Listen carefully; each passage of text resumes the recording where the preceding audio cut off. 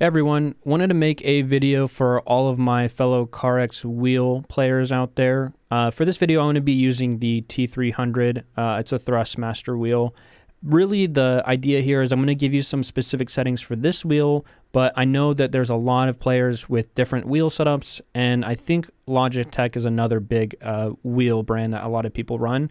So I'm going to give you some ideas specifically for this wheel and just some general feedback on what I think would work best as a new player or a player that's just looking to change and kind of fix their current setup. So let's first look at our control panel settings. So as I mentioned, I'm going to be making this video with the T300 Thrustmaster wheel, but this should apply in general for any wheel out there. So if you go to your properties in your Thrustmaster control panel here, I have my rotation / angle set to 900 degrees.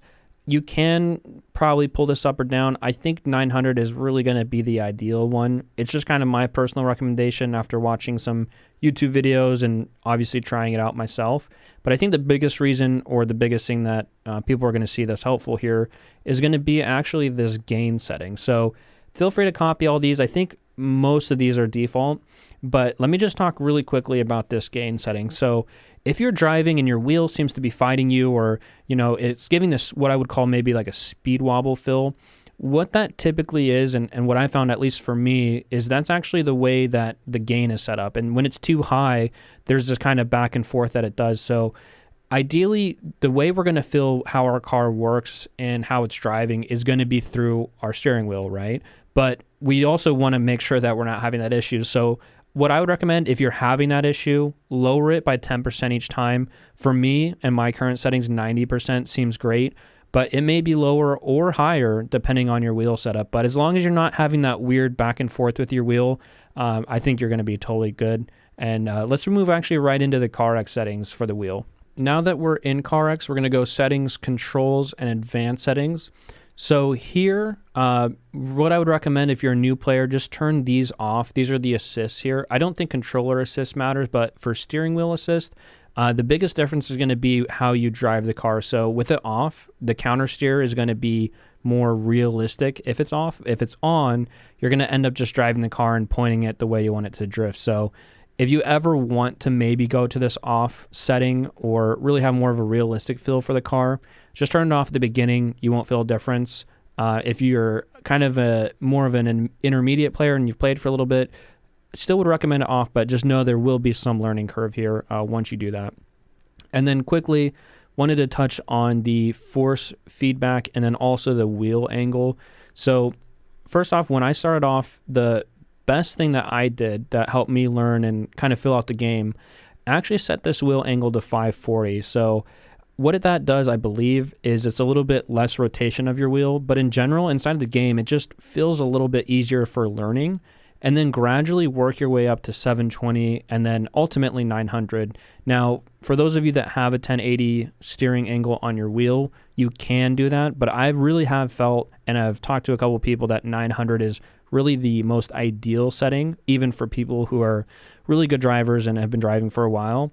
And then finally, I just wanted to talk quickly about this force feedback. So what I had started with is 540, and I had this actually all the way down to 6. Now, I think you could probably start a little bit higher, but the idea is we just want to simplify things. So as you're learning and kind of getting a grasp of the game, you're not kind of overloading yourself here. So this may be a great way to start out. I would say before you move the steering wheel up, I would maybe move this as much as you can. Again, this is going to help you feel what the car is or isn't doing as you're driving. And then once you have this set to somewhere that you're feeling pretty comfortable with, again, I would recommend 1, but let's say you say, hey, you know what, 90 is a great spot for me and I think it feels the best there. Then slowly start working your way up to 720 and then ultimately 900. So those would be my wheel setting recommendations for you. Again, if you're new, I would maybe work with the 540, but once you set, feel free to adjust. These are just what works best for me, but I think in general will work best for most wheel players. And then one other thing I wanted to touch on, let's look at camera settings, and I'm going to talk a little bit about that. All right, so going into camera settings, so a lot of people will start, and even I did, with these more outside views. What I have found that helps me, and this is more of a personal thing, is having this inside view of the cockpit. Now, With the default settings for these, I don't think they're great, so I'm just going to show you here on screen the settings that I use. Feel free to pretty much copy, pause the video, copy these settings. I've worked a decent amount on it, and I feel like this makes the most sense for driving and feels the best for me. Maybe in the future I'll change it, but I think in general, this has been the best, especially like as you're drifting, left or right, you kind of have a better view of the car next to you or where you're going. And the biggest thing, I guess, and you'll probably know if you've driven the game a little bit, you can't really see, if you're going sideways, you're not really seeing in front of you, right? You're going to be looking over here or over here. So these camera settings will help you kind of have that feeling and then be able to see where you're going overall. And then really quickly, just because I was on this map showing off the camera settings for your in-car, I was just going to add, this is called Red Rock. This is a Red Rock map. A lot of people online run this almost exclusively, but I also want to just add it's a very good map for starting players into drifting or just learning. It's very forgivable. There's a lot of open spaces, I would say. And then as far as like the corners, it's really good for learning and having a little bit more of areas to learn your lines and how to drive. So if you are looking for any map or kind of a recommendation here, definitely would say this map is a pretty good one for starting out on and will help really kind of get your understanding of the car down a little bit better. Then as a final bonus to this video, just wanted to quickly talk about starting cars, and then I'm going to show you guys a tune for this S13 if you guys are interested and want to use it. So first off, as we all know, we start with the Class 1 car. The biggest advice I'd give, right out of the gate, once you can get off of this default stock tune, the game really opens up. And I will be honest with you guys, I almost quit after driving this, and it was just very frustrating, especially as I was learning wheel. But once you either have enough to buy, I would probably say this Panther was pretty nice, just as a Class 1 until you get into Class 2. If you're in Class 1, get this to, it's called the Turbo or the Drift tune here. If you can get it to one of these, I think it makes a big difference. Otherwise, stock, it's pretty rough. And then once you get out of Class 1, the first car I would recommend is this Phoenix NX. This helped me learn the game and my wheel so much better. I would highly recommend doing this. And again, keep it on the default tunes. And when I say default, I just mean the turbo or specifically the drift tune. I think that's fine, and just go out there and start ripping it around. And then once you get into Class 3, if you want, you can get into the Wellington or really any car you want. I just wanted to clear up too, I think a lot of misconceptions here are that, the better the class, the better the car, which I suppose to some extent is true, but really I don't feel the same way, and I typically actually just drive this S20. So if you're looking at, hey, what car should I use? Those would be my recommendations right out of the gate. Don't worry about the tuning too much. I think tuning really comes down to preference. But that being said, let me show you my S13 or the Wellington 20. All right, so jumping right into the tune here.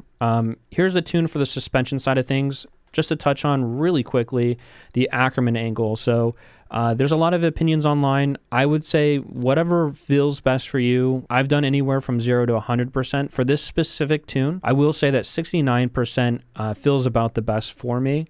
And I have driven this car at 0 and other cars at 50 and other cars at about 90 to 100. For this tune, definitely 69 seems best. And then as far as the wheels go, front adhesion, rear adhesion, this is for a 90% wheel adhesion build. You'll see a lot of people talk about 90 ADH, 100 ADH. That's what they're referring to. And then just quickly to touch on a couple things here. The front tire and the rear tire profile, or tire profile in general. For the style, I think that a lower profile would look nicer, but I'll be honest, as I've changed this, I have felt a difference. 35 seems to be the best, almost overall in every car that I've driven. And then the other thing I wanted to touch on here is your tire width. So I've seen a lot of times, I think sometimes it's the default tunes that CarX has, but this front tire or the rear tire width typically will be too high. Or I've also seen where the front is really, has a lot of width and the rear is very tiny, or vice versa. What I would recommend is running a square setup. So square setup just meaning your front tires and your rear tires are the same size. And here we're at 215. So again, feel free to copy this. We're a little bit lower on our tire pressure here, but this seems to be the best almost overall, and again, I'm speaking a little bit more towards the 90 adhesion builds, this being one of them, but square setups will help kind of reduce a lot of those questions where, hey, my car is fighting me when I try to turn or when I try to drift, it doesn't really feel right. Try running that, see how you like it. As always, feel free to change anything that works best for you, but that would just be my recommendation. And then moving to the engine, these are a little bit different. I am running a mod on this game, so this isn't really actually my settings for my engine, and I don't really have an easy way to show you, but I just wanted to touch on this. Really, for your 90 adhesion builds, I would highly recommend running anywhere from 400 to 600 horsepower. That seems to be the best amount of power without sacrificing a couple things. So a lot of times, and me included as a new driver, I thought, hey, I'll just do the highest horsepower and it'll be fine. It makes a pretty big difference. So if you're doing 90 adhesion, I would recommend anywhere from 400 to 600 horsepower. And then if it still feels weird, it's going to come down a lot to either your transmission and your final ratio or your wheels. And speaking of that, let's just jump into the transmission. So again, I think all of these are standard minus the final drive and the diff ratio. So of course, this is what I'm running, so feel free to copy this as well. But I just wanted to point out, I did have this for quite a while at 1. I actually talked to a couple people, changed this to 0.40, has made a substantial difference. And then when I'm changing my tune, I'm only changing my final drive. I don't really change a lot of these gears specifically. That would be my recommendation. And don't forget, if you are changing your engine, right, if you're changing your engine and sometimes even your wheel, you're going to probably need to be able to change your final drive. So if you feel like you're hitting rev limiter, it could be a number of factors, but just remember, hey, if I change the engine, if I change the power, I might need to go in here and just up or lower the final drive. And then finally, the brakes.